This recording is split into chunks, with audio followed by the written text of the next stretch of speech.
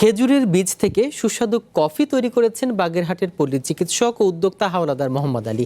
ব্যতিক্রমী পানীয় এরই মধ্যে সাড়া ফেলেছে স্থানীয়দের মাঝে। নতুন এই উদ্যোগকে এগিয়ে নিতে সরকারি সহযোগিতা চেয়েছেন তিনি। সাধারণত খেজুর খাওয়ার পর বীজ চলে যায় আবর্জনার স্তূপে, তবে সেই ফেলনা বীজকে নতুন সম্ভাবনায় রূপ দিয়েছে বাগেরহাটের পল্লী চিকিৎসক ও উদ্যোক্তা হাওলাদার মোহাম্মদ আলী। খেজুরের বীজ প্রক্রিয়াজাত করে তিনি তৈরি করেছেন সুস্বাদু কফি। জানালেন, ইউটিউবে কফি তৈরির ভিডিও দেখে অনুপ্রাণিত হয়েছেন তিনি। ভিডিও দেখলাম সৌদি আরবের মানুষ খেজুর দিয়ে তারা হাজার হাজার কোটি টাকা ইনকাম করে কফি বানিয়ে।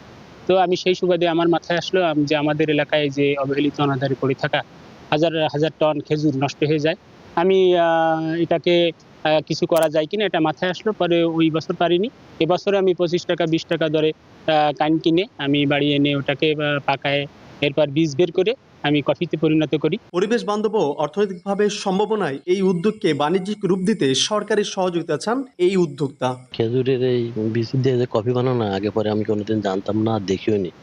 আপনি এই কফিটা খাইছি, অনেক সুস্বাদু। ব্যবসাটাকে আরো বড় করতে পারে, তাহলে মনে করেন আরো শ্রমিক খাটবে তার জায়গা, তাতে আপনার আমাদের এলাকারও একটা উন্নয়নমূলক কাজ হবে, বুঝছেন। ও এই উদ্যোগটা নিয়ে করতেছে এবং আমারও দেখে মনের ভিতরে একটু উদ্বেগ যায় যে ওর মতন দেখি আমি ওর সঙ্গে সহযোগিতা নিয়ে আমিও একটু সামনের দিনগুলোতে এগুলো করতে পারি কিনা। সহজলভ্য ও AKS অর্জন করলো গিনেস ওয়ার্ল্ড রেকর্ডস।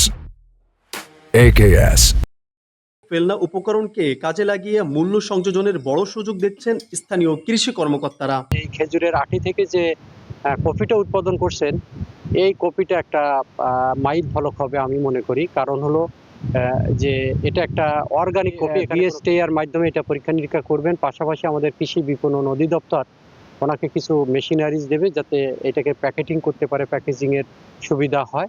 তো আমরা তাদেরকে কারিগরি সহযোগিতা দেব। প্রয়োজনীয় প্রশিক্ষণ ও সরকারি সহযোগিতা পেলে খেজুরের বীজ থেকে সুস্বাদু কফি তৈরির এই প্রক্রিয়া দেশ জুড়ে ছড়িয়ে দেওয়া সম্ভব। আর এরই মাধ্যমে সৃষ্টি হবে কর্মসংস্থান, এমনটাই মনে করছেন সবাই। খাওয়াইছি যাদেরকে। Sheikh Abu Taleb, one news, Bagerhat.